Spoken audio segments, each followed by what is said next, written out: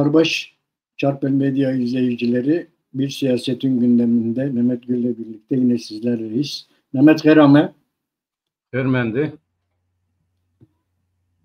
Evet Mehmet, gene bir İran'da bir siyasi Kürt daha idam edildi bu hafta. Evet. İran devam ediyor buna ve Kürtler de maalesef bu konuda gündem yaratamıyorlar bir türlü. Maalesef.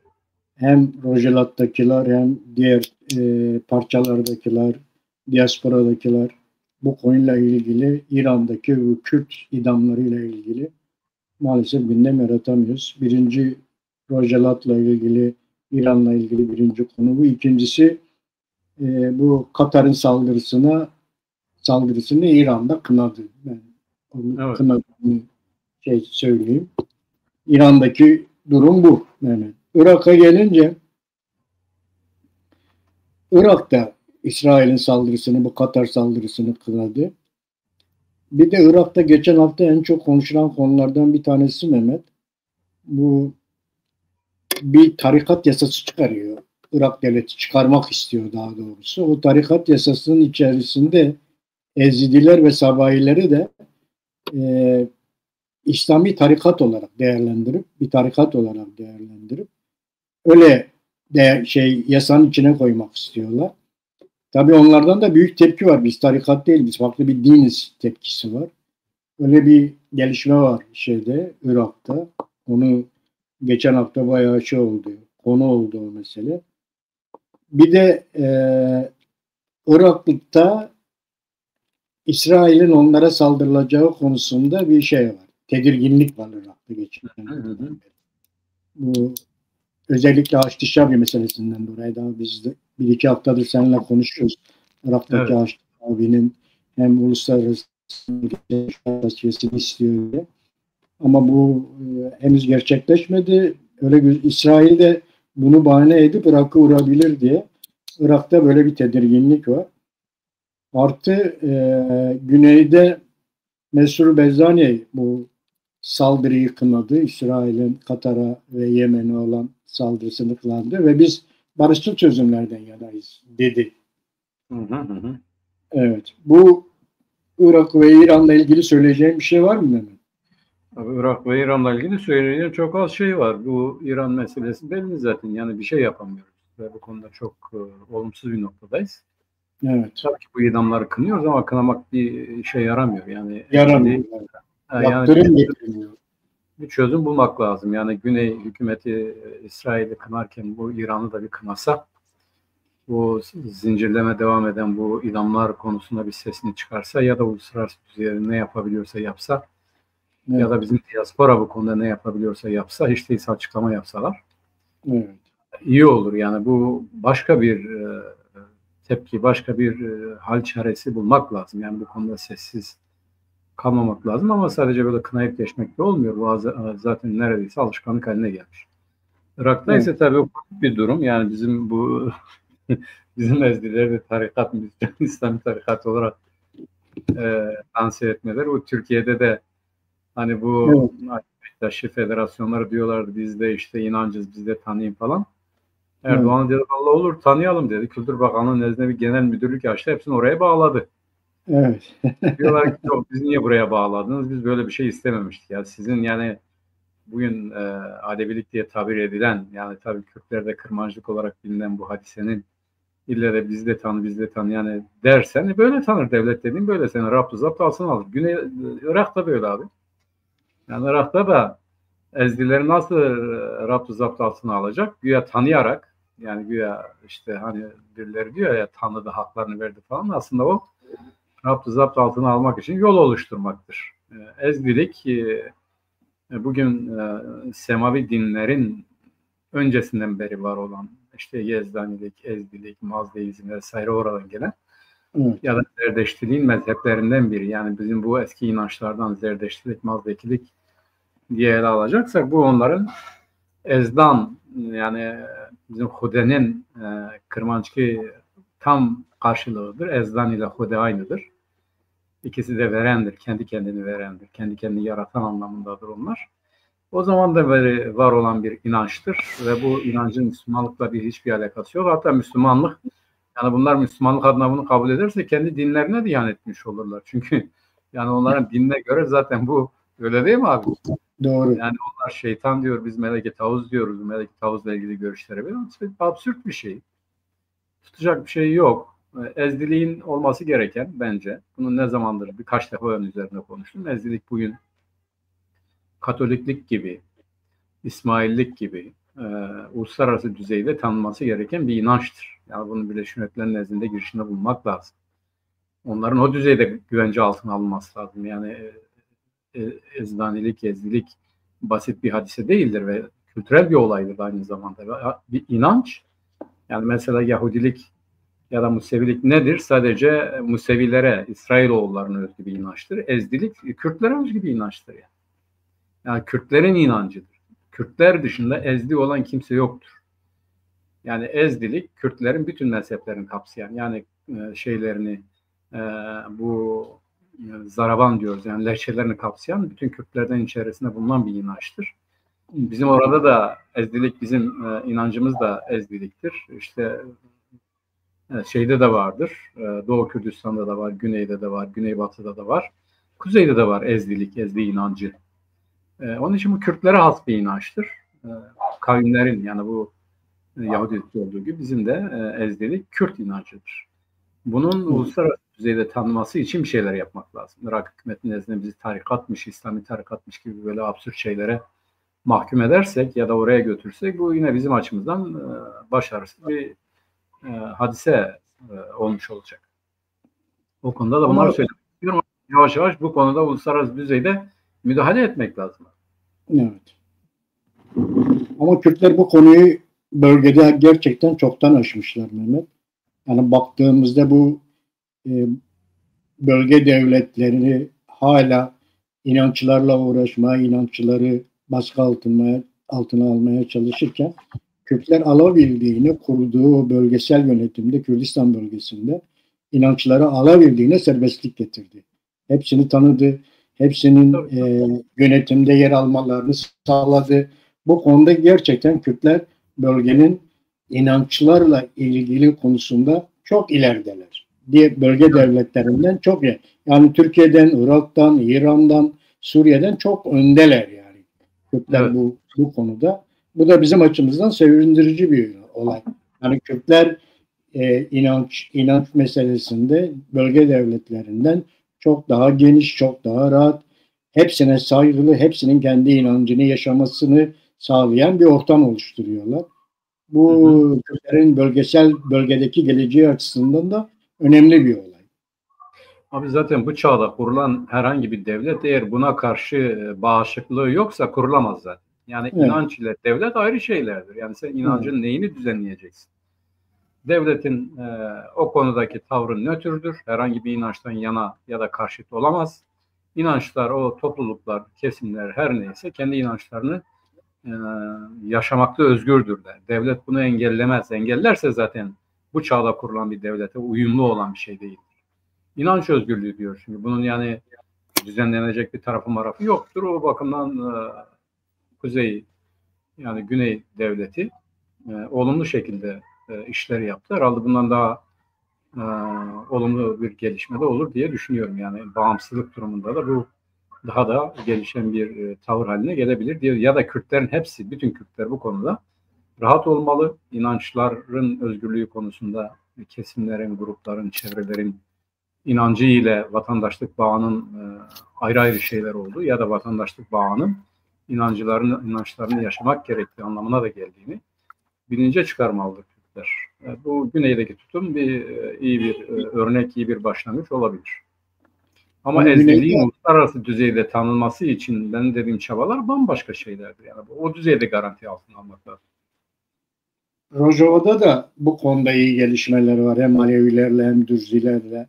Tabii. Kürtlerin her tarafında, bütün Kürt örgütlerinin hareketlerinde bu var yani. Kürtler bu konuyu aştılar. Yani Kürtler hiç kimseye kendi dinini, inancını yaşatmıyor ve Kürtlerin içerisinde zaten farklı inançlar var. Hepsine özgürlük tanıyor. Herkesin kendi inancını yaşamasını ve kendi kutsal mekanlarında inancını yaşamasının önünü açıyorlar. Bu Kürtlerin bölgesel şehir bakımından çok önemli. Geçerliği bakımından Kürtlerin bu düşüncesinin bölgesel planda çok anlamlı bir şey diyebiliriz. Evet, kesinlikle öyle. Şimdi Suriye'de Rojava'da biliyorsun bu Şara hükümeti sızma girişiminde bulundu. Bu engellenmeye çalıştı. DSG tarafından engellenmeye çalıştı. Bir iki defadır ayrı ayrı bölgelerden sızmaya çalışıyorlar o bölgeye. Bu Şara'ya bağlı gruplar bunlar. Bunlar yapıyorlar bu şeyi. DSG de bunları püskürtüyor. Yani. Gidiyor bunlar. Böyle gelişmeler oldu Suriye'de. Bir de Halep'te biliyorsun Alevi nüfusu oradan kaydırmaya çalışıyorlar. Orada olan Alevi mahallesini boşaltmaya çalışıyorlar. Bayağı baskı uyguluyorlar. O da devam ediyor hala Halep'te. Öyle bir şey de var orada. Bu arada DSG bir açıklama yaptı. DSG dedi ki Washington, Paris veya Riyad bunlar dedi bizimle Şara hükümeti arasındaki görüşmede garantör olsunlar. Uluslararası garantör olsunlar dedi. Böyle bir çağrı yaptı. Tabii bunlar istemiyorlar. Şara falan istemiyor bunu. Türkiye özellikle bastırıyor garantör devletlerin araya girmemesi açısından. Ama DSG'nin böyle bir çağrısı oldu. Şara değil, Türkiye istemiyor abi. Yani ona söylettiriyorlar. Onu söylemeye çalışıyorum.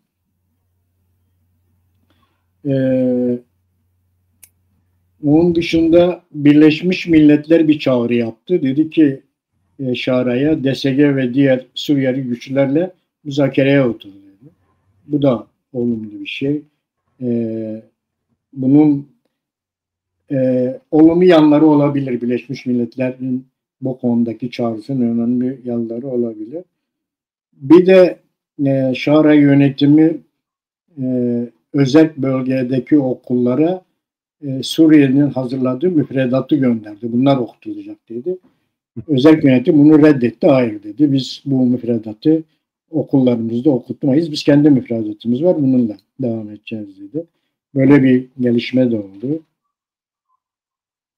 Bir de Şara son gün bu haftanın sonunda bir açıklama yaptı. Dedi ki işte kuzeyde eğer bir bölünme gerçekleşirse bu hem Irak'ı hem Suriye'yi çok güç duruma düşürür. Hem Irak'ı hem Türkiye'yi çok güç duruma düşürür dedi. Böyle bir açıklaması oldu bunun. Yani Suriye'deki Rojava'da bu gelişmeler biraz dondurulmuş durumda. İşler böyle çok aşağıdan bir görüşmeler devam ediyor ama böyle sürekli adım atıcı bir görüşme yok gibi gözüküyor Mehmet. Abi onun nedeni şu, benim izleyebildiğim, gözleyebildiğim kadarıyla ne zaman bu hal meydana geldi? Birincisi İsrail'in tutumunun netleşmesi. İkincisi bunun üzerine Barak'ın ya federasyon altı bir şeyler de olabilir. Yani Amerika'ya gidip orada görüştükten sonra Amerikan devletinin görüşünü benimsedi. Trump da öyle, o da öyle. Şimdi bu Trump'ın Amerikan devletinin siyasetine dikkat edersen Rusya'ya yönelik siyaseti değişti. Avrupa'ya yönelik siyaseti değişti. Orta Doğu'daki siyaseti değişti. Bunun nedeni Trump'ın biliyorsunuz bu Epstein davaları var. Kongrede bu Epstein'e gönderdiği doğum gününü kutlayan mektubunu okudular. Bu çok önemli. Onun dışında sosyal medyada Epstein'le olan ilişkileri yayınlandı. Evet. Trump'ın ve Trump şu anda Amerika Birleşik Devletleri'nde devletin hedefi haline gelmiş durumda. Yani bu bir takım rigid tutumları, kendi başına buyruk tavırları vesaireleri devam ederse Amerikan devleti başından bunu atma konusunda epeyce yol almış, epeyce veriler oluşturmuş. Her ne kadar FBI işte Epstein davalarında yoktur ya da Epstein hadiselerinde yoktur dese de işte bu ekip giderek Amerika Birleşik Devletleri'nin otantik siyasetine ya da Amerika Birleşik Devletleri'nin siyasetine döndüler. Ya da onun dışına artık eskisi gibi o ilk günlerdeki gibi çıkamıyorlar. Çünkü kendileri bunu yürütebilecek hem bürokratik yapıya sahip değiller hem ideolojiye sahip değiller. Bunların belli bir taraftarı var. İşte bu merkantilist dediğimiz, neo-merkantilist dediğimiz yani Amerikan ekonomisini koruma. Biz güçlüyüz, her tarafı da ele geçiririz. Öbürleri kendi başının çaresine baksın, bizi ilgilendirmez anlayışında olan insanlar. Bunlar artık bir ideolojik akım haline de geldiler. Bunlara neo-merkantilistler diyebiliriz. O MAGA Amerika var ya, yani yeniden büyük Amerika hadisesi çerçevesinde ve pazarımızı koruyalım. Sonra da genişleyebileceğimiz kadar genişleyelim. Felsefesi, edebiyatı. Ancak Amerika Birleşik Devletleri'nin bir yapısı vardır. Bir geleneksel yapısı vardır. Bu kolay kolay yıkılabilecek, kolay kolay bertaraf edilebilecek bir şey değildir. Onun için ben Trump ve ekibinin Amerika Birleşik Devletleri siyasetini takip eder hale geldikleri kanaatini. Bu noktadan itibaren de şu oldu. Bir takım raporlar yayınlandı Amerika'da. Dediler ki o Şara başarılı bir adam değil. Bunu yapma ihtimali de yok dediler. Yani süreyi toparlaması açısından bu mümkün değil. Çünkü şeriatçı bir şeyler, bir anayasası vardır. Kendisine göre milletvekilleri seçiyor, atıyor, ediyor, eğiliyor.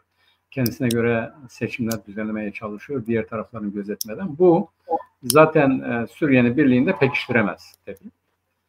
Şimdi bu andan itibaren alternatifler konuşuluyor. Yani Şara'nın yerine bu yapamayacak, o konuda netleştiler. Dikkat edersen İsrail Dürzilerin özelliğini ya da Dürziler orada özellik ilan ettiler, ordu kurdular. Şara oradan ordusunu çekti, bir şey yapamıyor. Şimdi buna Aleviler eklendi, Kürtler zaten öyleydi ve bir de bunlar bir konferans yaptılar, Hassek konferansı. Burada bir araya geldiler, belli bir anlaşma oldu.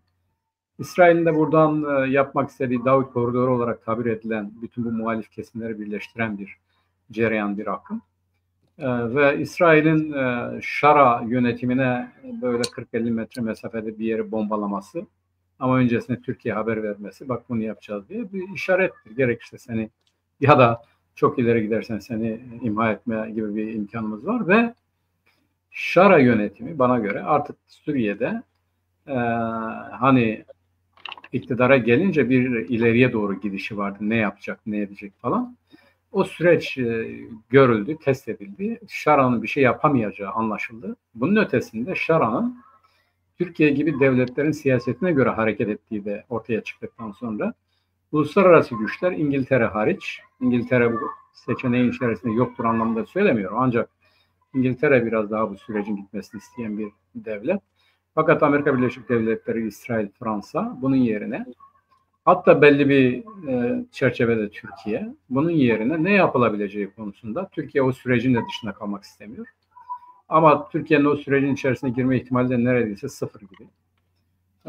Bu yeni alternatifler çerçevesinde hazırlanan ya da görüşülen birileri var. Bunlar HTŞ'li değil.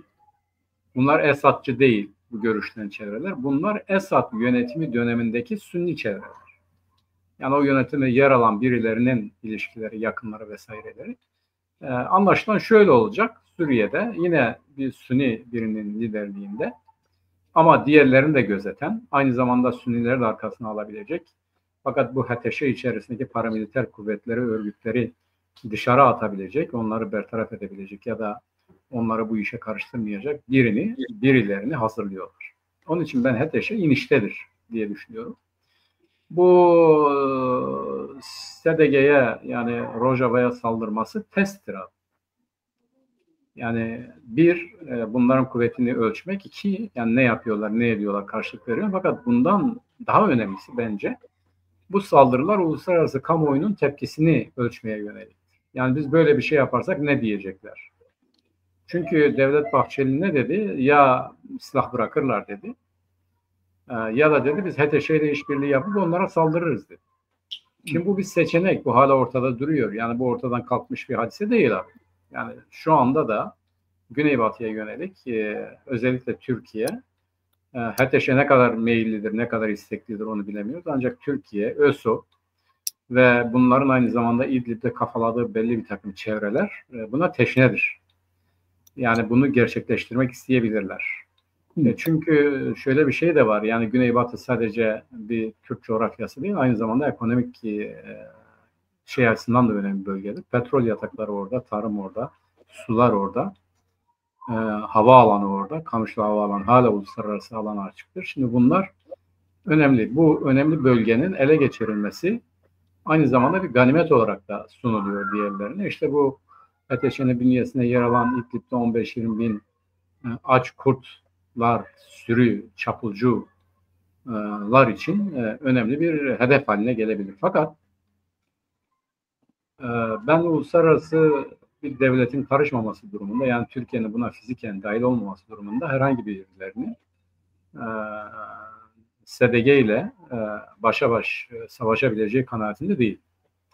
Yani Kürtler yıllardır örgütleniyor. Kürtler ve Araplar diyelim orada. Yani SDG içerisinde Araplar ve Kürtler vardır. Bu kuvvet uluslararası gücün, uluslararası koalisyonun bir üyesidir.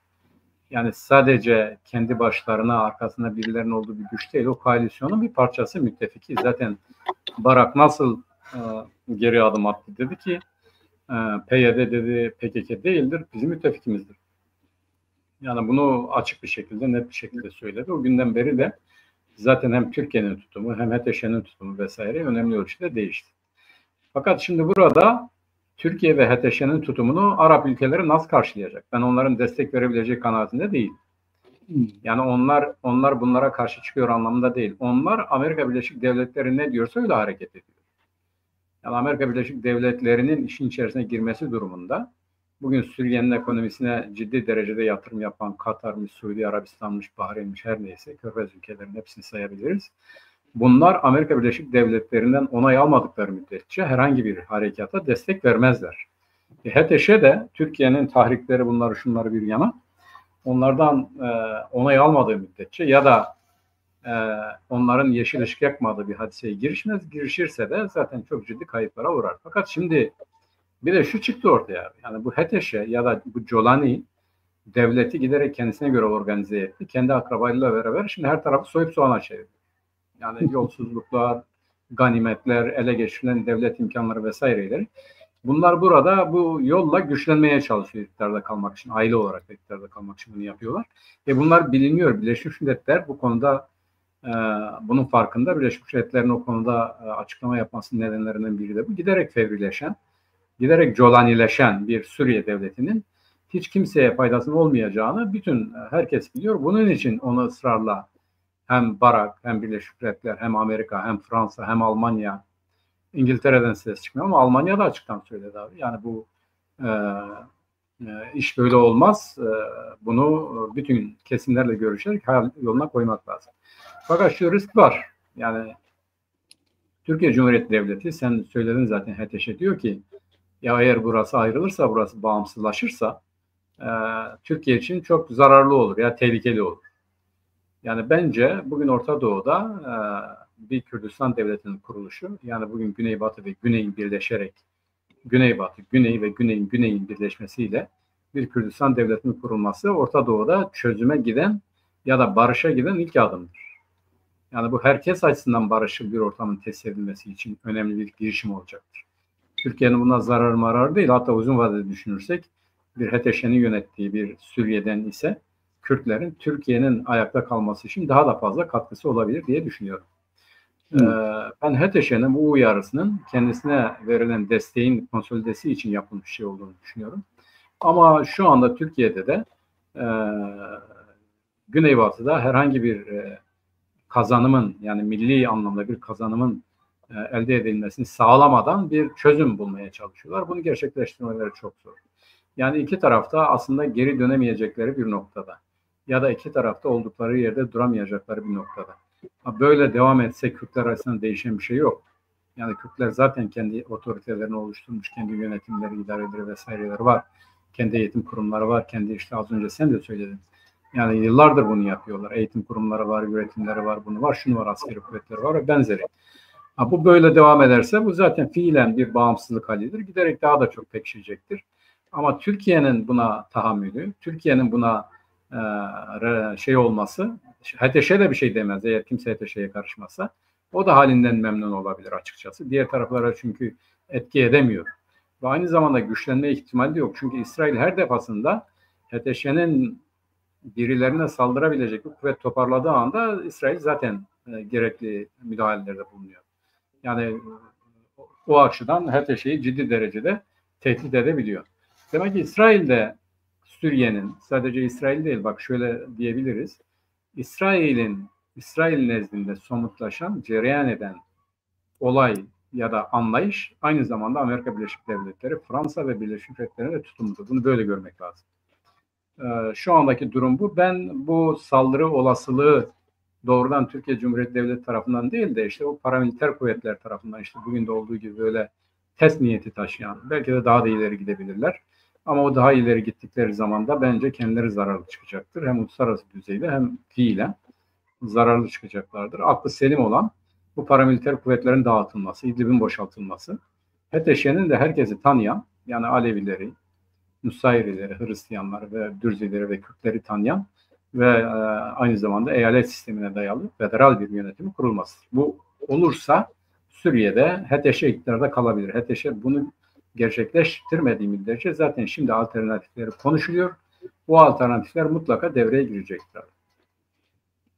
Evet Mehmet, yani ben de baktığımda şimdi bir defa Suriye'de devletin sınırları yok. Bir tarafına Türkiye girmiş, bir tarafına İsrail girmiş. Sınırları olmayan bir yapı.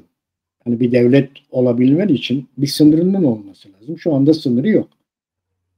Türkiye var içeride, İsrail var içeride. Birincisi bu. İkincisi, ordu diye bir şey yok. Düzensiz gruplar var. Düzensiz gruplar var burada. Kontrolsüz gruplar diyelim biz bunlara. Bunlar ordu değiller. Bunlar kontrol edilemeyen gruplar. Ordu olmadıkları açığa çıktı. Hem Dürzilere yaptı hem Alevilere yapılan o katliam. Bayağı çete yani. Bunlar kontrolsüz gruplar olduğu, ordu olmadıkları, bir merkez tarafından yönetilmedikleri ortaya çıktı. Şimdi sınırı belli olmayan bir yapı.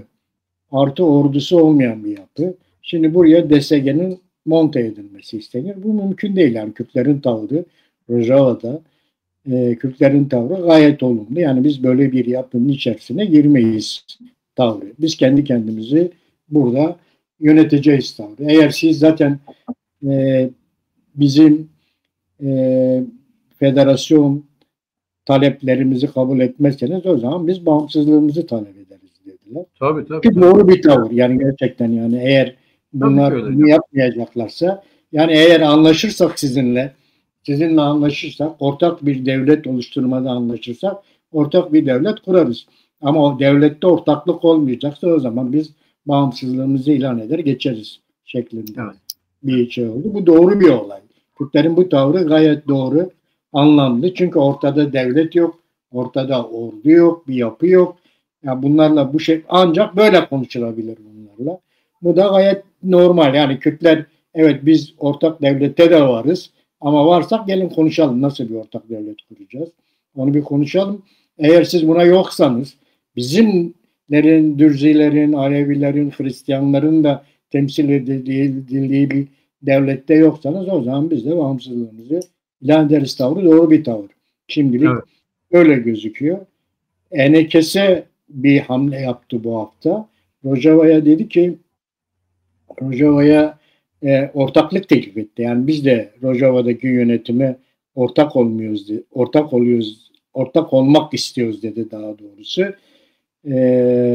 Bunlara 26 maddelik bir proje önerdi Enekes'e geçen hafta Rojava yönetimine. Dedi bizim de Rojava yönetimine ortak olmamız için böyle bir 26 maddelik bir proje önerdiler. Şimdi o Mazlum Abdi tarafından benim okuduğum kadarıyla olumlu karşılanmış. Şimdi Rojava yönetimi tarafından değerleniyor. Bu şekilde Enekes'e de Rojava yönetiminde birlikte olacak DSG'yle. Bu da önemli bir gelişme. Yani Rojava'da Kürtlerin birliğinin kurulması açısından önemli bir mesele. Çünkü önümüzde gerçekten Rojava'da çok zorlu bir süreç var.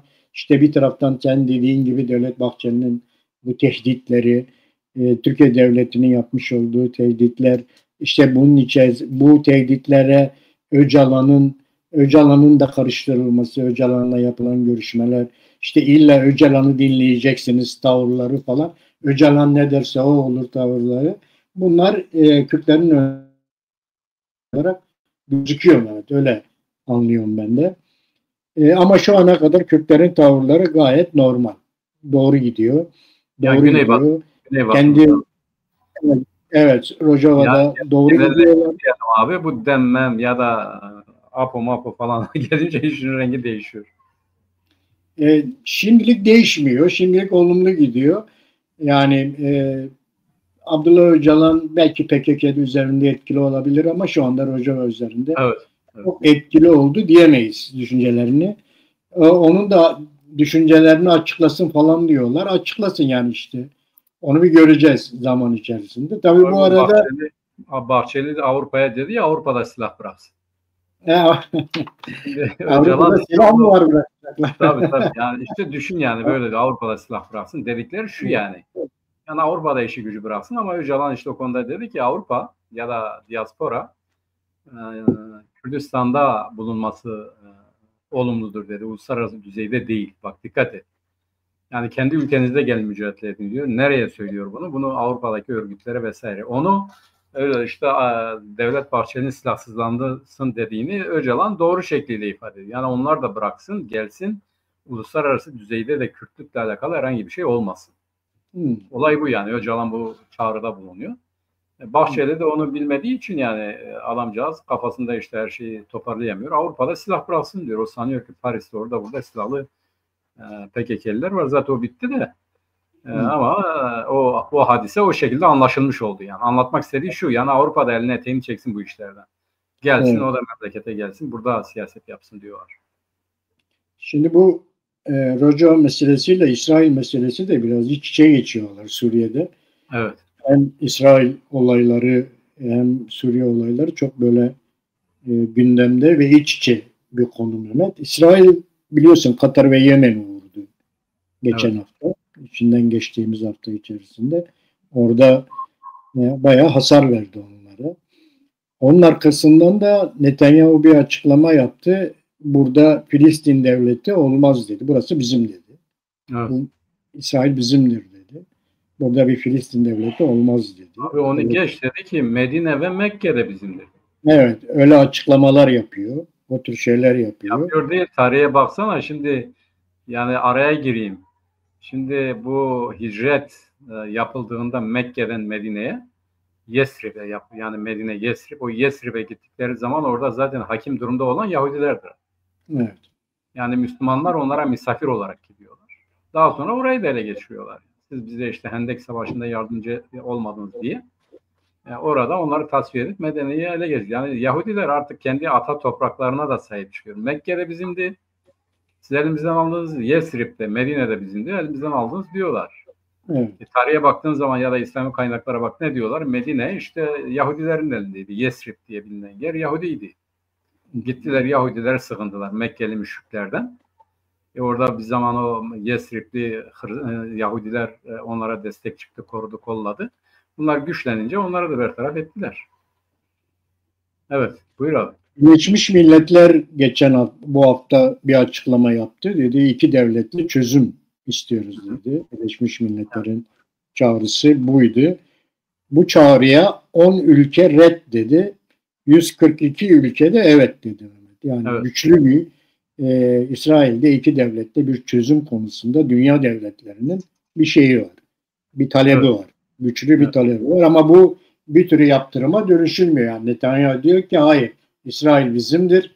Burada biz burada kimseyi barındırmayız diyor. Zaten bunu da hayata geçirmeye çalışıyorlar. Böyle bir yapı var burada. Evet.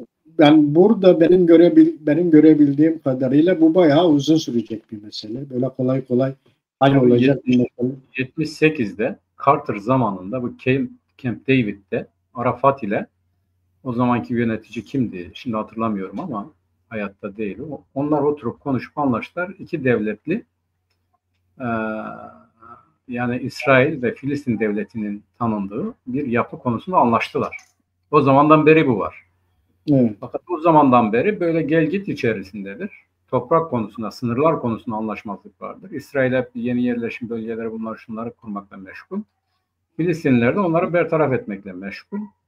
Derken bugüne kadar geldi. Bugün de işte bu Gazze, bak burada çok önemli bir ayrıntı vereceğim. Bu Colani yönetiminin tercih edilmesine de bir örnek olabilir abi. Şimdi Hizbullah'ı kuran Hizbullah'ı kuran İsrail'dir. Hı hı. Neden bunu? Çünkü Hizbullah ideolojisiyle, inancıyla, siyasetiyle uluslararası düzeyde müttefikleri olmayan bir konumdaydı. Evet. Onunla neyi tasfiye etti? Arafatları sınırlandırdı. Batı Şeria'ya sürdü onları. Komünistleri, bu FETÖ'de yer alan kesimleri Gazze'den çıkardı. Öne geçti. İsrail bunu yaptı. Daha sonra İsrail Gazze'yi onun elinden almak için bu kötü bir örgüttür. Bu işte katliamcıdır. Budur şu. Kendi 11 Eylül'ünü de yarattı abi. Ekim ayındaki Hamas'ın saldırısıyla beraber 1250 sivili öldürdü ya Hamas. Evet. Hani diyorlar ya, yani kendisinin yok edilmesi için ne yapması gerekiyordu? Böyle bir şey yapması gerekiyordu ve yaptı. Yani yapınca da zaten uluslararası düzeyde ciddi bir desteği olmayan, Müslüman ülkeler içerisinde bile ciddi bir desteği olmayan Hamas'ı bertaraf etti. Yani Hamas neredeyse yok edilmiş aşamasına geldi. Bu Colani de böyledir. Bak bu Colani'ye karşı, Suriye'ye karşı bu rahat siyaseti sürdürmesinin nedeni Colani uluslararası düzeyde ya hala Birleşmiş Milletler tarafından terörist örgüttür. Yani bu HTŞ yönetimin hepsi sadece bu Colani değil. Kaç kişi? 50-60 kişi mi? 70-80 kişi mi? Her neyse. Ona komuta eden, onda öne çıkan hepsi katil olarak, yani eylemleri tespit edilmiş ve terörist olarak kabul edilmiştir Birleşmiş Milletler tarafından. Bu karar kaldırmış değildir. Amerika geldi, boyuna posuna baktı, bu iyidir dedi, adam olur falan dedi. Ama Birleşmiş Milletler'in böyle bir şey yok. Birleşmiş Milletler bunu kaldırmadı yani. Colani terörist değil ya da bu artık budur şudur diye bir muamele yapmadı. Bu ayın 24'ünde Birleşmiş Milletler'e gidecek ama bu önemli bir, bakalım burada ne olacak. Şimdi İsrail'in de uluslararası düzeyde destekçisi olmayan, savunan olmadığı için Colani'yi Suriye'nin yönetimine Esad'ı tasfiye için bunu seçmesi tesadüf değil. Yani bunun üzerine her şeyi yapabilir Suriye'de. Yani Hamas'a Gazze üzerinde, Filistin üzerinde nasıl kendi siyasetini, uluslararası meşruiyetini sağlamak için gerekeni yaptıysa bu Colani yönetimi de bu şekilde kullanıyor. Ya da Colani İsrail siyasetinin Suriye'de cereyan etmesi için elverişli bir aparattır. Ondan başka bir şey değildir. İsrail ya da uluslararası düzen bunu iyice kullandıktan sonra ben onun yerine kapsayıcı olabilecek, diğer kesimleri de kabul edilecek bir seçeneğin gündeme gelecek konusunda düne göre bugün daha çok inanıyorum. Evet, orada zaten Katar hemen ABD'ye gitti biliyorsun. Katar ABD'de görüşüyorlar onlar şeyinde. Yani ABD'den İsrail'in aleyhine bir şey çıkacağını sanmıyorum onların gidişlerinde. Veya işte bu bölgede bulunan 42 tane Arap devleti acaba bir birliğe falan gider mi bunlar bu konularda, ama bunlar hiçbiri gözükmüyor şimdilik Mehmet. Yani böyle İsrail'e karşı Arapların birliği falan şu anda ortada böyle bir şey yok. Çünkü ABD'nin oraya olan desteği durdukça Araplardan da böyle bir tepki gelmiyor. Öyle gözüküyor. Yani evet. Abi şimdi İsrail'in bu Katar'daki bu saldırısı, Hizbullah'a yönelik saldırısının nedenleri var. Bu nedenlerine bir Genelkurmay Başkanı açıkladı. Biz zaten dedi önceden Hamas'ı yok etme kararı almıştık dedi. Yani buna Hamas, yani buna Gazze dışındaki Hamas yetkilileri de yöneticileri de dahil dedi. Bu karar alınmış bir karar. Birincisi bu dedi zaten. Yani biz bunu yok edeceğiz dedi. Evet. Bu Gazze'nin boşaltılması konusunda da zaten Hamas'ın da yok edilmesi konusunda karar alındı ayrıca da. Gazze'deki Hamas. Dedi. Bunlar bu saldırıdan önce Tel Aviv'de bir otobüs durağına mı saldırdılar, araca mı saldırdılar? 12-13 tane sivil insanı öldürdüler. Yani yeni, yani o Katar'daki saldırıdan 3-5 gün önce, birkaç gün önce. Ve dediler ki biz buna misilleme yaptık. Yani iki nedenden hareketle bunu yaptık. Zaten böyle bir kararımız vardı. Ayrıca da Tel Aviv'de bunlar 13 sivili öldürdü. Buna misilleme ya da bunun karşılığı olarak biz bunu yaptık. Fakat mesele bu değil abi. Yani bu böyledir, bunlar gerekçedir ama mesele şu. İsrail, az önce dedim ya, yani ben artık yeni bir sürecin, yeni bir dönemin açıldığını düşünüyorum. Bu Barak'ın gelip işte bir federasyon altı bir şeyler olmalıdır. Yani Amerikan siyasetini, Amerikan devlet siyasetini açıkladığı andan itibaren İsrail'in takip ettiği, yani yine Suriye'ye saldırması, bombalaması, belli yerleri tahrip etmesi, hatta Türkiye'nin istihbarat sağlamak için oluşturduğu üssü vurması, Yani orada kimisinin işte basına yansıdığı kadarıyla Türk memurlarının da öldürülmesi gibi hadiselerle beraber İsrail o ana kadar başlayan yani diplomatik faaliyetleri de istemiyor. Biliyorsun Katar'da Hamas, Amerika Birleşik Devletleri'nin önerdiği bir çözüm önerisi, bir ateşkes sürecini görüşmek için oraya gittiler bunlar. İsrail şöyle bir hamle yaptı. Biz bunu istemiyoruz demedi. Eyleminden hareketle dedi ki artık diplomasi de bizim için önemli değildir. Biz diplomatik ilişkileri tanımıyoruz dedi. Diplomasi üzerinden bu işin devam etmesini istemiyoruz. Amerika'ya haber verdi. Ama Amerika'ya haber vermesi onu da işin içerisine katması gibiydi. Amerika'da diyor ben Katar'a haber verdim. Katar'da diyor ki valla bombalar patladıktan sonra Amerika bize dedi İsrail saldıracak. Ama nereye saldıracağını da söylemedi. Şimdi İsrail, Trump ne dedi? Bize haber verdi dedi. Yani ne kadar zorda bıraktığı belli. İsrail bu konuda kararlılığını ortaya koydu. Bir, diplomasi, uluslararası hukuku bu ana kadar yani Katar'la olan ilişkilerinin sonucunun kötü olabileceğini düşünerek kendi siyasetinin hayata geçirilmesine ne kadar kararlı olduğunu gösterdi. Ve şuna geldi. Bugün Hamas uluslararası düzeyde bir yeni üs, yeni merkez ararken en büyük güç olan, en büyük seçenek olan Türkiye'ye mesaj vermiş oldu. Yani eğer Hamas Türkiye'de üstlenirse biz Türkiye'ye de saldırırız. Yani Netanyahu diyor ya yani bizim amacımız budur, şudur vesaire diye. Bu Birleşmiş Milletler kınadı. Amerika kınayamadı biliyorsun. Evet Trump mecburen kabul etti. Haberimiz oldu dedi. Ama İsrail Trump'a haber verir ki onu da işin içerisine kattı. Bak Trump şeyi kınayamadı. İsrail'i kınayamadı. Kınayanlar da usulen kınadılar. Yani yapabilecekleri bir şey yoktur. Birleşmiş Milletler dahil. İsrail Orta Doğu'da bundan sonra kendisinin dominant güç olacağını bu Doha'daki saldırıyla beraber fiilen herkese anlattı. Yani kim ne derse desin ben bunları yapacağım dedi. Bu bir. İki, dedi ki diplomasi yok, görüşme yok, şartsız, şurtsuz Hamas teslim olacak ve esirleri serbest bırakacak. Bu olmadığı müddetçe ben saldırıları sürdüreceğim. Bak bu olduğundan sonra ben Hamas'la görüşeceğim demiyor. Bitecek bu iş diyor. Hamas bitecek.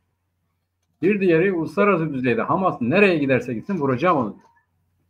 Yani hangi ülke bunu kabul ederse o da hedefimizdedir. Yani onu da mesajlarıyla vermiş oldu. Bu aynı zamanda yeni bir merhaledir.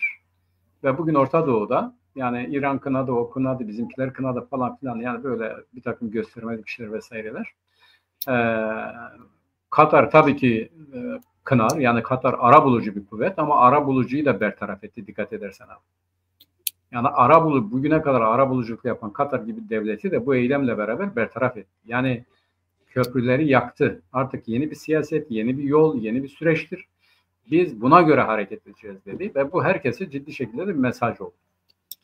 Onun için ben İsrail'in Suriye'de bu Jolani yönetiminin rahat hareket etmesi konusunda eskisine göre daha kararlı davranabileceğini düşünüyorum. İsrail Orta Doğu'da birinci güç benim diyor. Benim siyasetimle, anlayışımla çelişen herkes benim artık hedefimdir. Amerika Birleşik Devletleri'ni de buna angaje etti. Yani Amerika Birleşik Devletleri bunun dışında, bunun karşısında herhangi bir şey şu anda yapamıyor. Yapamazdı. Onun için bu önemliydi abi. Yani gerçekten çok önemli bir hadiseydi. Yani hem askeri hem diplomatik hem hukuksal sonuçları olan, nedenleri belli ama sonuçları olan bir hamleydi. Bu hamleden sonra da hiçbir şey Orta Doğu'da eskisi gibi olmayacak. Yani bunu böyle okumak lazım. Öyle düşünüyorum. Yani ben de bir ekleme yapayım senin şeylerine Mehmet. Bir defa İsrail öyle gözüküyor ki silahlı bir Hamas istemiyor. Tabii. Yani biz nasıl diyor bölgede Haçlı Şabi'yi Irak'ta silahsızlandırmalısını istiyorsak, nasıl Lübnan'da silahsızlandırmasını istiyorsak, Türkiye'de PKK nasıl silahsızlandırılıyorsa biz Hamas'ı silahlı bir örgütle oturmayız diyor. Diplomatik yolları oradan kesiyor. Yani onlar Hamas'la anlaş şeyinde geliyor Arap ülkelerinin. Katar'ın da başını çektiği şeyler. Bu da diyor ki hayır ben silahlı bir Hamas'la görüşmem. Silahları bırakacak. teslim olacak. Ondan Evet. sonra ben onunla görüşeceğim. Aynen Evet. tavrı bu yani. Diplomatik yollar dediğin gibi artık bitti. Yani ben silahlı bir örgütle bu işin diplomasisini yapmam. Görüşmesini yapmam dedi ve oradan sonra da bu işleri böyle götürüyor. Yani bütün tavrı Hamas'ı silahsız hale getirmek, silahsız bir yapıya kavuşması, ondan sonra oturup bu meseleleri konuşmak şeklinde gözüküyor. Bu tavrında da kararlı gözüküyor. Öyle Evet. gözüküyor. Evet. Zaten yani Katar'dan önce biliyorsun bunlar Türkiye'ye geldiler. Türkiye'de Hakan Fidan'la bir toplantı yaptılar.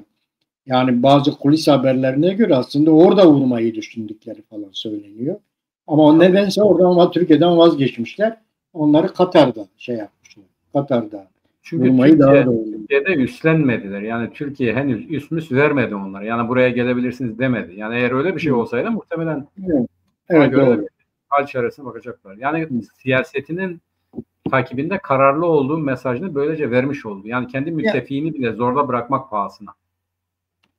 Yani İsrail şunu diyor, ben silahlı bir Hamas istemiyorum. Evet. Silahlı bir Hizbullah istemiyorum. Silahlı bir Haçlı Şabi istemiyorum. Evet. Bunların hepsi silahları bırakacaklar diyor. Irak'ı tehdit ediyor. Haçlı Şabi'yi silahsızlandır diye. Lübnan'ı tehdit ediyor.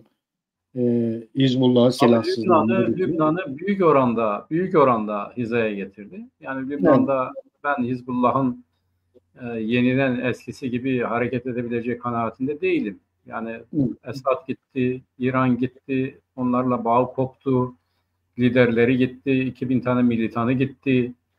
Yani bu kolay bir şey değil abi. Yani böyle 2 günde yine kendisine gelsin, aynı şekilde devam etsin falan filan hadisesi değil. Bu ciddi bir darbeydi. Bugün Hizbullah içerisinde İsrail hala devam ediyor. Gücünü, kuvvetini biliyor, takip ediyor. Yani onların içerisinde hala vardır, o devam ediyor o ilişkiler. Onun için Hizbullah bence ya dönüşecek, yani onu da Lübnan devletine katmaya çalışıyor. Lübnan egemenliği altına almaya çalışıyor. Biraz zor olmakla beraber orada Marinilerle, Müslümanlar, Şii Emel örgütü, işte bu Hizbullah onun eseri.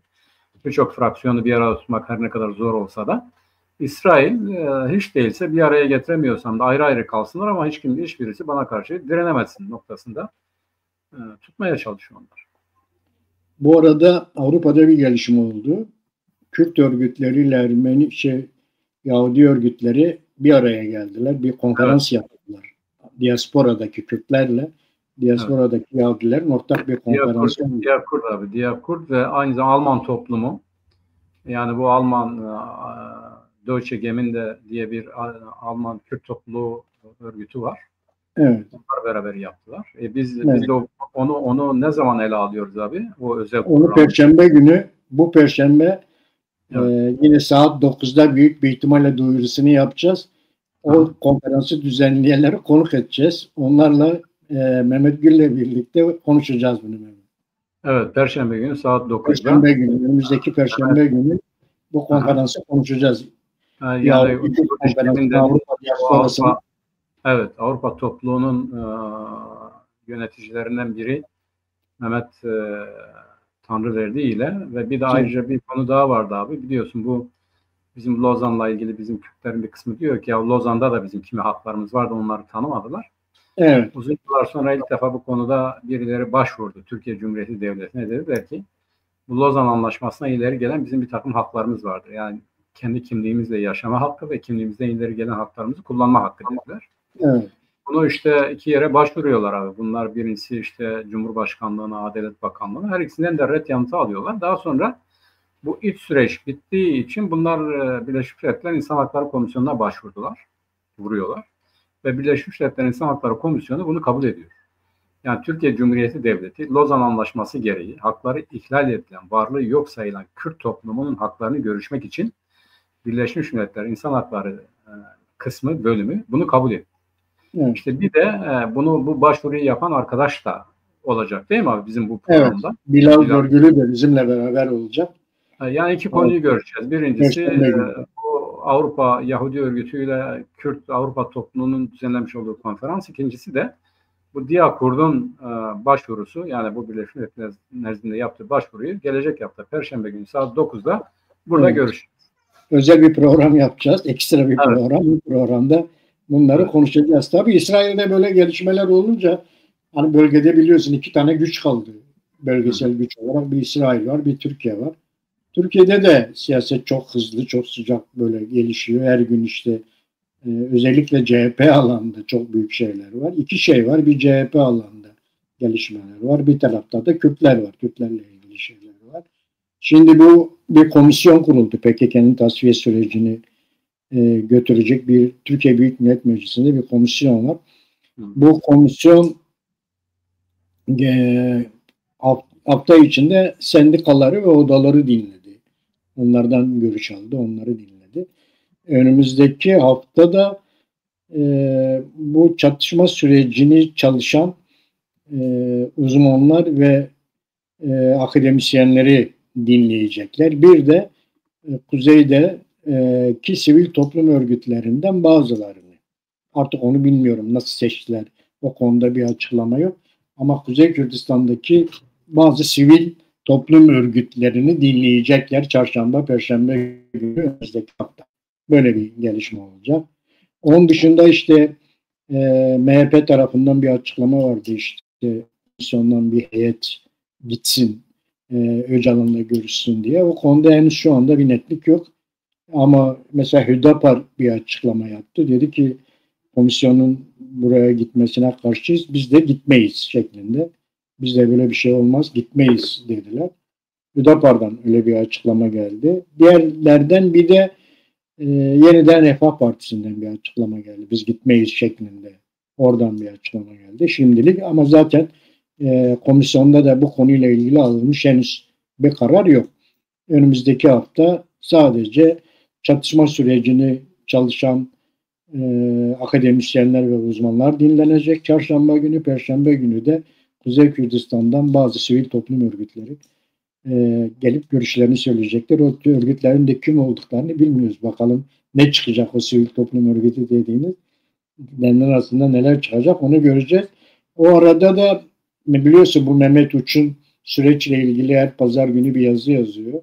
Bu pazar günü yani bugün yazdığı yazıda yine daha önce savunduğu özel ve geçici bir yasa çıksın şeklinde. Tek bir yasa çıksın. Geçiş süreci özel ve geçici bir yasa olsun dedi. Yani bu şekilde. Buna o geçiş süreci diyor. Buna çözüm değil de evet. Geçiş süreci diyor. Diyor ki bu geçiş sürecini yönetebilecek ya da bu geçiş sürecini meşrulaştırıp yani yasallaştıracak bir yasa çıksın ki rahat görüşsün bu hadiseyi. Evet öyle bir şey var. Tabii Erdoğan'la Bahçeli'nin burada tavırları çok önemli. Yani Bahçeli bir açıklama yaptı. Dedi ki işte Ahmet Türk görevine iade edilmelidir. Ahmet Özer görevine iade edilmelidir gibisinden açıklamalar yapıyor. Sanki öyle gözüküyor ki bunların görevlerine iade edilmesi için de sanki böyle bir çaba var gibi öyle gözüküyor. Ama bu ikisinin dışında başkalarının özellikle CHP'nin içerisinde başkalarının iade edilmemesi için bir takım özel önlemler alınıyor. İşte yani bu kent uzlaşmasından tutuklu olanlara bir de yolsuzluktan soruşturma açıp tutuklama vermeye başladılar. Bu ikisini birbirinden ayırarak şey etmeye çalışıyorlar. Mehmet bu Erdoğan'ın arkasında duruyor Bahçeli. Ama bir taraftan da neden Ahmet Özer'e, Ahmet Türk'ü serbest bırakmak istiyor veya görevlerine dönmesini istiyor. Ne dersin? Evet. Abi şimdi zaten bu sürecin mantığı yani düşün Öcalan gelsin parlamentoda konuşsun diyen bir adam. Yani Öcalan işte bugün bu bütün yani Türk tarafı açısından asla ve asla kabul edilemeyecek, asla ve asla dışarı çıkamayacak, asla ve asla siyasete giremeyecek bir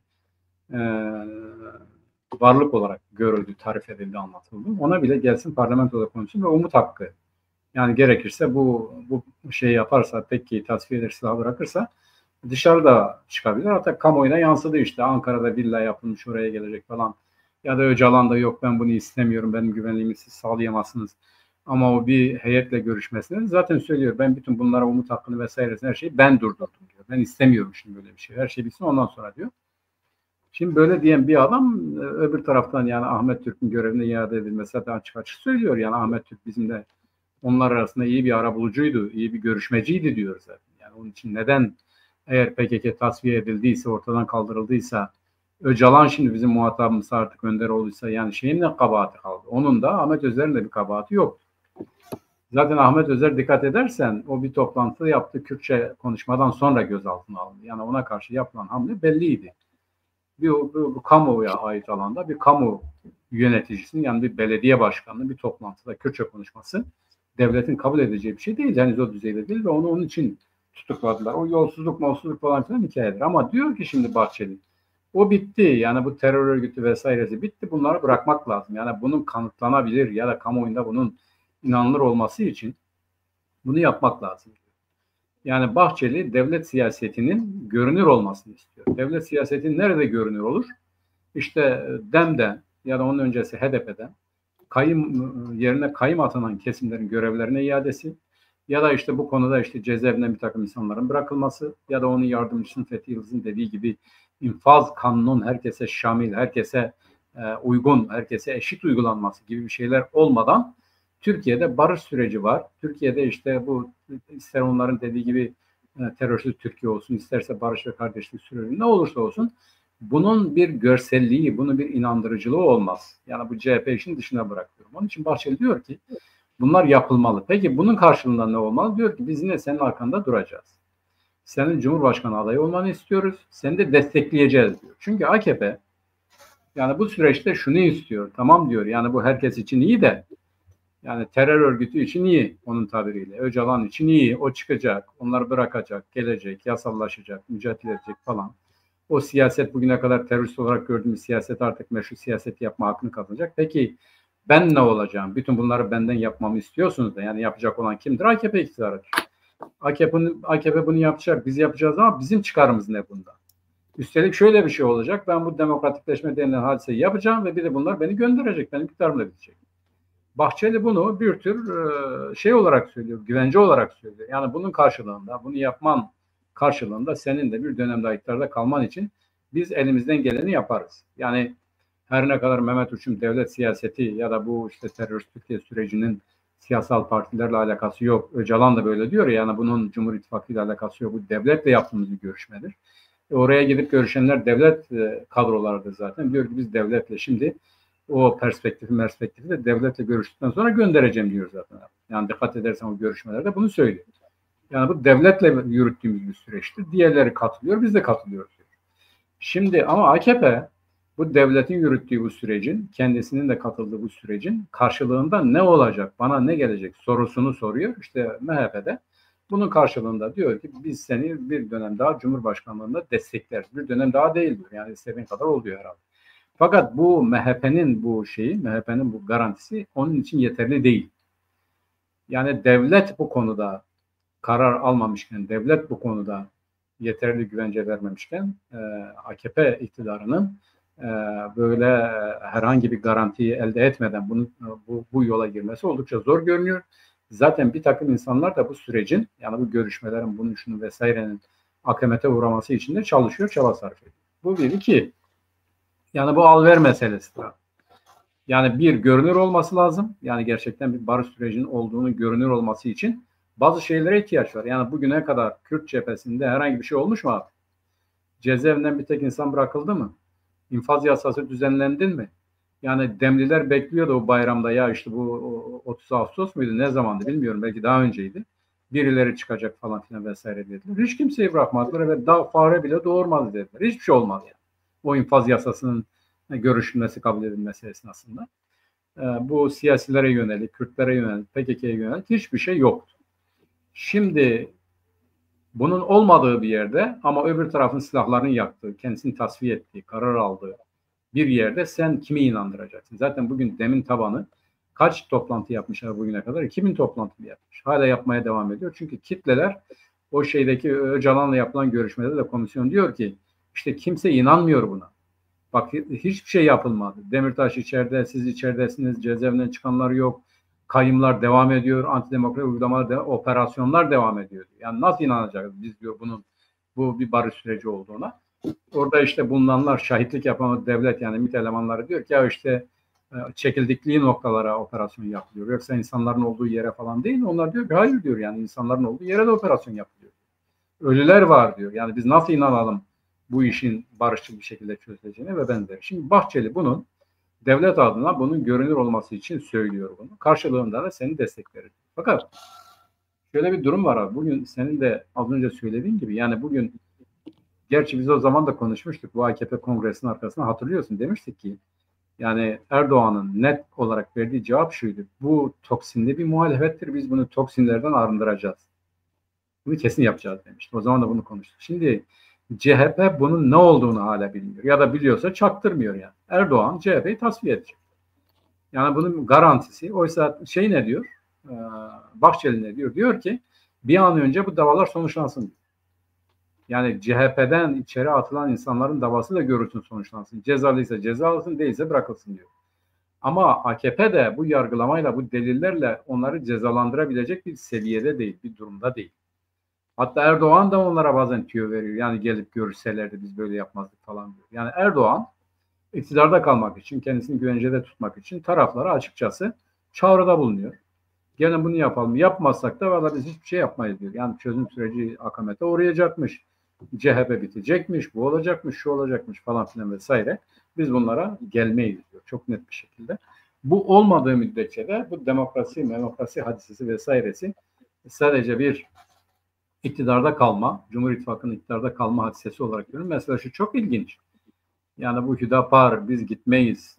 Yani çok affedersin ya böyle hani diyor ya kendileri nimetten ya sana kim git diyor yani sen misin muhatabı yani sen neyin peşindesin ya da bu yeniden Saadet Partisi miydi neydi onun adı abi? Yok biz işte onun ayağına gitmeyiz meclis ayağına gitmemeli. O da gelsin mecliste konuşuyor. Yok biz ona da karşı. Ne yapacaksınız siz?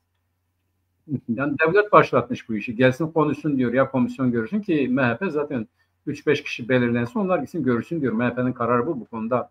AKP de olabilir falan dedi yani CHP de olabilir dedi. İşte böyle kendisine söz gelmeyecek ya da fikri önemli olmayan çevrelerin konuşması bir işe yaramaz. Bence de böyle bir şey olabilir. Olduğu zaman da Öcalan'ın hani diyor ya Bahçeli ya işte PYD de buna dahildir. Yani onlar da silah bıraksın. Öcalan bu konuda kalsın açıklama yapsın. İşte o komisyonla görüşmede Öcalan'ın gerçek düşüncesi ortaya çıkmış olacak. Ona da tanıklık etmiş olacağız. Ne diyor? Mesela Irak'taki konferansa gönderdiği şey ne dedi? Ben dedi demokratik toplum ilişkisi kurabilecek devletlerle birlikten yanayım. Yani aslında görüşü belli. Yani bunu o komisyona bakalım ne diyecek yani. Sen ne demek istiyorsun? Gerçi söylemiş zaten. Yani herkes bu işi bırakmalı. Bu her tarafa yansıyacak. Türk-Kürt Arap İttifakı Orta Doğu'da gerçekleşecek gibi. Bunu açık açık söylüyor.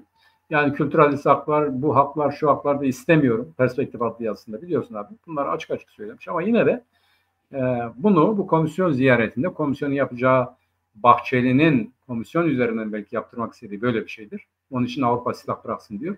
Öcalan da Avrupa'ya dedi ki gelin memlekete.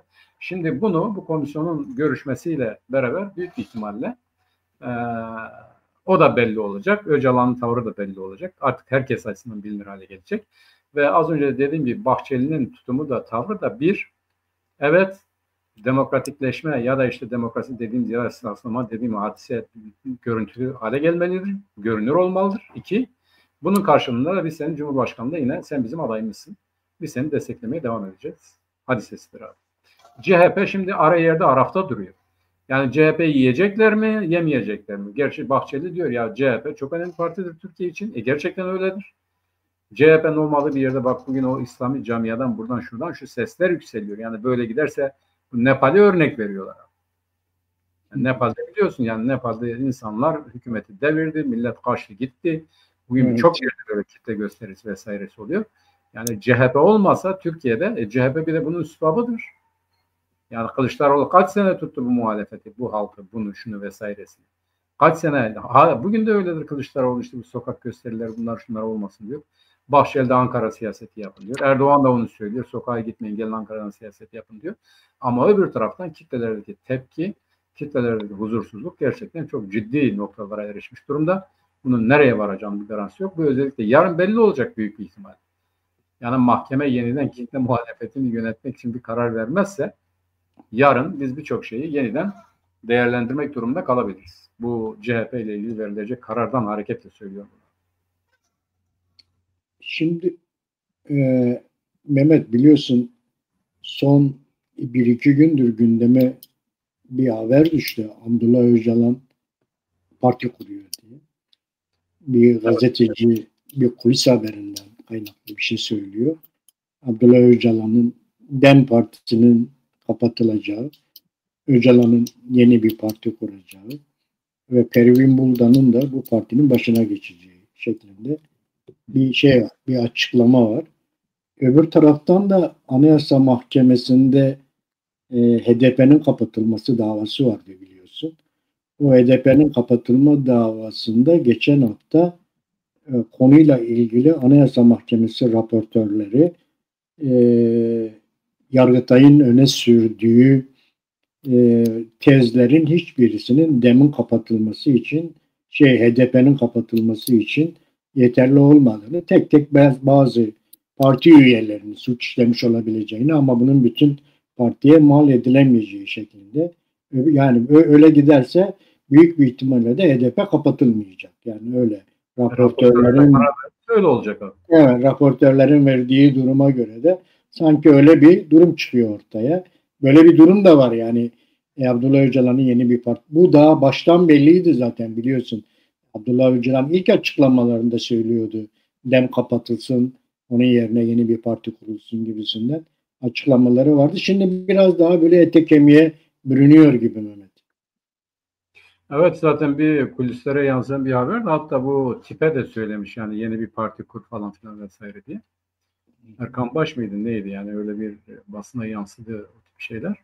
Ama daha önceden de zaten o görüşme notlarında da var yani DEM kongresini yapsın yeniden, programını, bu inişini bu sürece göre belirlesin diye. O da Demokratik Toplum Partisi mi olacakmış ya da bu Demokratik Birlik İnisiyatifi var ya, Demokratik Birlik Partisi ya da Türkiye Demokrasi neydi o abi, ne bileyim yani, işte böyle hadise. Bu Demokratik Birlik Partisi'ni çağrıştıracak. Demokratik Birlik İnisiyatifinden hareketle o Demokratik Birlik İnisiyatifi zaten ortalıkta dolaşıyor. Birçok yerden randevu alıyor, görüşüyor. Onların görüşlerini de almaya çalışıyor. Bizim vakıftan da bir şey yaptı. Bizim vakıftan da talepte bulundu, gelecek. Bakalım biz de görüşeceğiz. Nedir ne değildir o zaman belli olacak. Vakıf demişken abi, bizim vakıfta biz bir konferans yaptık, biliyorsun onu. Evet. Yani tabii dün yaptınız. Yani herhalde bizi küçümsedin abi. Yani hiç sözünü etmedin. Vakit vardı Mehmet. Türkiye'yi anlatırken konuşacağım. Şimdi bizim vakıf yani gerçekten başarılı bir konferans gerçekleştirdi. O da yine tırnak içerisinde Kürtler barış sürecinin neresinde diye. Siyasal partiler, işte PSK, Haklar, PVK genel başkanları katıldılar konuşmacı olarak. Onun dışında işte akademisyenlerden de yazar Ümit Fırat ve Profesör Doktor Aziz Yağan katıldılar. Şimdi orada çok güzel konuşmalar oldu. Hem yapılan öneriler hem de dile getirilen görüşler önemliydi. Ve gerçekten Kürtler bu konuda daha önce yaptığı gibi, mesela biz Diyarbakır'da da çok başarılı bir konferans yaptık ama o izleyiciler açısından biz büyük bir hayal kırıklığına uğradık. Fakat burada izleyicilerin de iyi olduğu, yani salon doldu, her çevreden, kesimden ilgili olan bütün çevreler katıldılar ve gerçekten de başarılı bir konferans gerçekleştirmiş olduk. Bunda bir duyuru olarak söyleyelim, bir haber olarak verelim abi. Nerede kalmıştık? Yani nereden buraya geldik? Parti kurma meselesi vardı. Şimdi o konuda da yani böyle bir takım şeyler var. Kendisi de söylüyor zaten. Yani demin de tabii şöyle şeyler var abi. Yani şimdi bu olur olmaz onu bilemiyoruz ama yani kamuoyunda, Kürt kamuoyunda bu iş bize söylendiği gibi gitmiyor. Yani barış olacak diyorsunuz, Kürtlerle alakalı hiçbir şey olmuyor. Komisyonda kendi dilimizi konuşmaya izin veriyoruz. Operasyonlar devam ediyor, kayyumlar devam ediyor, yasaklar devam ediyor. Yani hayatımızda değişen hiçbir şey, görünür de hiçbir şey yok. Yani biz neyine inanalım, bu barış süreci nedir yani? Neyin barışıdır bu yani? Yani bunun bizim hayatımızda değiştirecek bir şey yoksa biz bunun neyine inanalım? Kitlelerde böyle bir inançsızlık var. Yani kitleler şunu diyor, barışa evet. Peki barış nedir, oluyor mu? Ya biz bir şey göremiyoruz yani, bir bakalım diyorlar. Yani cezaevinden çıkan yok. Ne bileyim yani fiiliyatta değişen bir şey yok. Her şey eskisi gibi devam ediyor. Ama adı da barış süreci gibi bir şeydir. Bu şu anlama geliyor zaten. Türkiye Cumhuriyeti Devleti'nin yaptığı açıklama terörsüz Türkiye olarak tabir edilen hadisenin yani PKK'nın elinin kolunun bağlanıp defnedilmesinden sonra ortada Kürt meselesi diye bir şey kalmayacak. Çözülecek bir şey de yoktur. Yani mesele bu yani terörden arındırılması hadisesidir. Onlar böyle bakıyor. Buna göre de hareket ediyor. Olanlar da zaten bunu gösteriyor. Az önce de söyledik. AKP'nin derdi davası başka şeylerdedir. Asla ve asla bu kendisini garantiye, güvenceye almadan bunlarla ilgili hiçbir şey yapmayacaktır. Geçmişte de olduğu gibi. Bizim de başından beri söylediğimiz gibi barış süreci değil, tasfiye sürecidir. Bu tasfiye sürecinin birinci aşaması bitti. İkinci aşaması Kürtlerin buna entegre edilmesi. O partinin kurulması hadisesi de budur. Bu entegrasyon kayışının oluşturulmasıdır. O parti bu işlevi görecektir. Ama evvela kitlelerin buna inanması lazım. İşte o kitleler inanmadığı müddetçe de partinin de bir fonksiyonu olacağını sanmıyorum. Şimdi orada biliyorsun yani bu Türk tipi Cumhurbaşkanlığı sistemi daha kurulurken şunu söyledik, dedik ya burada amaç şudur. Yani Kürtlerin bölgesel kazanımlarını engellemek. Bu evet. Cumhurbaşkanlığı sistemi bunun için. Tabii. Ve CHP ile MHP bir araya geldi. MHP orada şu tavrı gözledi. Erdoğan'a dedi ki sen Kürtleri dövdükçe ben de senin muhalefeti dövmene müsaade edeceğim dedi. Evet. Aynen böyle bir anlaşmaydı. Şu anda o anlaşma devam ediyor. Yani Erdoğan bugün Suriye'de anlaşmaya yatsın, Devlet Bahçeli olayı hemen bozar. O yüzden bunların anlaşması şu anda halen böyle devam ediyor. Hala Kürtler tehdit ediliyor. Hala Kürtler işte Suriye'ye entegre edilmeye çalışılıyor. Bunun çalışmaları içerisinde gidiyor.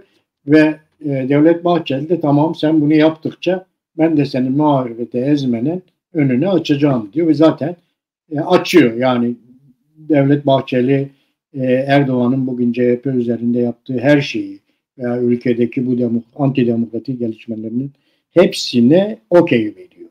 Tek amacı var Kürtleri ezdi. Kürtlerin eğer bölgede kazanım elde etmesini engellersen ben de seni desteklerim havasındadır. O tavır devam ediyor. O bozulmadı yani. O anlamda belki demin belediye kayyum atanan yerleri geri gelebilir ama bunun yerinde CHP'li olanların bir kısmı tutuklanıyor, bir kısmına kayyum atanıyor, bir kısmı da AKP'ye kaydırılıyor korkutularak. Evet, bu Üsküdar'da parayla, onun ses kayıtları yayınlandı. Parayla birilerini satın aldılar. Bayrampaşa'ya operasyon yaptılar. Bayrampaşa operasyonda 2 tane MHP'li vardı. MHP onları tedbirli olarak disipline sevk etti. Fakat ben burada bir şey atlatayım abi. Dikkat et. Çetin. MHP ile görüştükten sonra, Bahçeli ile görüştükten sonra Özgür Özel'in konuşması değişti. Özgür Özel şimdi diyor ki gecenin en karanlık yeri şafağa en yakın yerdir. Selam olsun şafağı bekleyenlere diyor. Bu bir. İki, müjde veriyor. Yani çok güzel şeyler olacak diyor. Ama bu önceki gibi o klasik söylemle değil. Yani sanki de bir takım verilerden hareketle bunu söylüyor. Üçüncüsü de ben Ankara'da görülecek olan yarınki davayla ilgili çok müsterihim diyor. Rahatım diyor. Bir korkum falan da yoktur diyor. Bu üçüncüsü. Dördüncüsü de Kılıçdaroğlu'nu CHP'nin kuruluş yıl dönemine davet 102. mi 103. kuruluş yıl dönemine ve dedi ki evet yani Sayın Kılıçdaroğlu'yla görüştük. Çok verimli bir görüşmemiz oldu. Ben Kılıçdaroğlu'nun kayyımını kabul edebileceği kanaatinde değilim dedi. Onu konuşmadık ama benim izlenim o dedi. Yani bütün bu mesajlara baktığımız zaman ben bu operasyonları yürüten kesim ile bu kesime karşı olan birilerin olduğunu düşünüyorum devlet içerisinde. Yani Özgür Özel'in tavrının, tutumunun, söylemlerinin hem rahatlaması hem de böyle bir takım şeyler söylemesi bence yeni bir takım şeyler olabilir kanıtları oluyor bunlar. Yani yeni bir şeyler olabilir diye düşünüyorum. Bu nedir? Açıkçası yani bazı şeyler söylemek tabii ki de mümkün ama yani onları böyle afaki olarak dile getirmek doğru değildir. Fakat ben AKP'nin giderek bu işte istediği sonuçlara ulaşamayacağı verilerinin arttığı kanaatindeyim. Yani birilerini ayartması, birilerini tehdit ederek yanına çekmesi, işte bu Gürsel Tekin'i işte kamuoyuna yansıdı. Kimisi diyor tehdit ederek buraya getirdi, kimisi diyor gün almış onu tehdit ederek buraya getirdi falan. Yani bu tip rivayetlerin de dolaşması herhalde devlet açısından da bu kitle tepkisinin giderek yoğunlaşması, ekonomik durumun kötülüğü ve benzeri gibi konular giderek devlette de bu AKP siyasetinin biraz daha dayanaksız ya da bu AKP siyasetine karşı güçlerin biraz daha örgütlendikleri ya da birlikte hareket ettikleri anlamına gelebilir diye düşünüyorum ama yarın onun için dedim yani. Yarın biz birçok şeyi yeniden değerlendirmek durumunda kalabiliriz abi. DEM de mesela CHP'nin yanında dayanışmada bulundu. Evet doğru. Gitti, Sarıyer'e gitti, genel başkanlığa gitti. Sizinle beraberiz dedi, sizin yanınızdayız dedi. Böyle demokrasi olmaz dedi yani biz bunun karşısındayız dedi. Bu Zafer Partisi 2 defadır gidiyor. İşte İyi Parti Genel Başkanı gitti, dikkat edersen. Evet. Diğerleri açıklama yaptılar. Yeniden Saadet Partisi, o yeni yol falan filan vesaire, çevreleri vesaireler hepsi açıklama yaptılar. Demokrat Parti Genel Başkanı uysal açıklamalar yaptı. Bayağı kesin açıklamalar. Bütün bunlar, hatta Özel dedi ki bu artık sağlanmıştır dedi. CHP önderliğinde demokrasi muhalefeti bir aradadır dedi. Birlikte hareket edeceğiz gibi. Belki seçimlerde bunu oluşturacağız falan. Bir takım kararlar aldılar falan. Yani bütün bunlar şunu gösteriyor. Doğru, Türkiye'de AKP ya da mevcut iktidar ya da Cumhur İttifakı diyelim her neyse belli operasyonlar yürütüyor, belli şeyler organize etmeye çalışıyor. Ama öbür tarafta bunun karşısında bazı şeylerin eskisine göre daha birlikte hareket ettiği ya da biraz daha kendilerine geldiği gibi bir sonuç görünüyor. Ama bu dediğim gibi abi yarın biz bu CHP ile ilgili verilecek karar öyle diyor. Kimisi karar da verilmez diyor. Ortaya çıkacak tavırla beraber bazı şeyleri hiç değilse bazı şeyleri yeniden değerlendirmek durumunda kalabiliriz. Şimdi benim gördüğüm kadarıyla Mehmet senin ek olarak söyleyeyim. Yani bu işler biraz Suriye'ye bağlı. Yani Suriye'deki gelişmelere bağlı. Kürdistan'daki gelişmelere bağlı. Biraz bunlar iç içe geçmiş durumdalar. Yani Türkiye, Suriye, Ürdün üçlüsü var. Bu üçlünün Suriye ile ilgili getirdiği çözüm, uluslararası güçlerin Suriye ile ilgili getirdiği çözümle çatışıyor. Evet. Evet. Ürdün zaten İngiltere'nin şeyi ya. Evet. İngiltere'nin sesi gibi. Sesi gibi, evet. Şimdi evet. Bu çatışmadır bu noktaya getiren şeyler. Yani öyle gözüküyor ki eğer Türkiye'de uluslararası güçlerin Suriye'de uluslararası güçlerin getirdiği çözüm ağırlık kazandıkça Erdoğan yavaş yavaş pılını pırtını toplayacak ve gidecek gibi gözüküyor. Bu yüzden de şimdi bu tezi sürekli diri tutmaya çalışıyorlar. Devlet Bahçeli destek veriyor. Onun da talebi o doğrultudadır. Ama uluslararası güçlerle Ürdün, Suriye, Türkiye üçlüsünün çözümleri sonucunda o bilek güreşi Suriye'deki durum, oradaki gelişmeler, Türkiye'deki gelişmeleri de büyük bir şekilde etkileyecek gibi gözüküyor. Bir de tabii Türkiye'deki demokratik muhalefet varsa onlar bu işi etkileyecek. Yani CHP'nin bu mitingleri falan da önemli. Yani kolay bir iş değil. Bu kadar mitingi yapmak, bu kadar mitingi düzenlemek, bu kadar insanları bu kadar diri tutabilmek öyle kolay bir şey değil. Evet CHP'nin de bayağı kalabalıktı abi Ankara'daki de.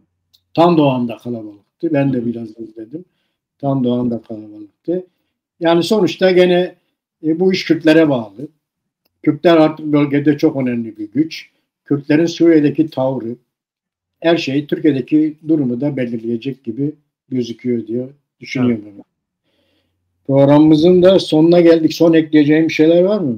Canlı sağlığı abi. Dediğim gibi bu önümüzdeki Perşembe günü 2 önemli konuyu görüşeceğiz. Birincisi Almanya Kürt ve Yahudi toplumunun düzenlemiş olduğu konferans. Evet. Mehmet Tanrıverdi katılacak, bizimle olacak, bu konuda bizi bilgilendirecek. Yani o işin gerçekleştiricilerinden biri.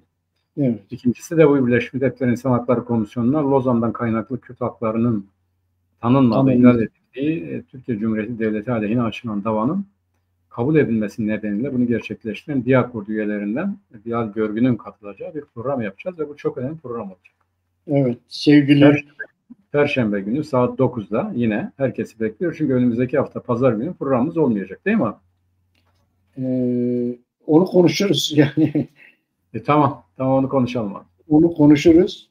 Bilmiyoruz yani gelişmeler ne olacak gerçekten. Gelişme çok olacak da yani biz Evet, Perşembe günü yapacağız. Bizim bu hafta sonu da parti toplantımız var ya. Onun için. Doğru bu hafta sonu PVK'nin parti meclisi var. Evet. Bu yüzden pazar günü yapamayız biz programımızı. Evet. Perşembe günü yapacağız onun yerine. Evet. Onun da duyurusunu şimdiden Çarpel Medya, Çarpel TV izleyicilerine söyleyelim. Evet. Programımızın bir siyasetin gündemi programının daha sonuna geldik. Herkese Şevbaş. Şevbaş Mehmet. Şevbaş abi.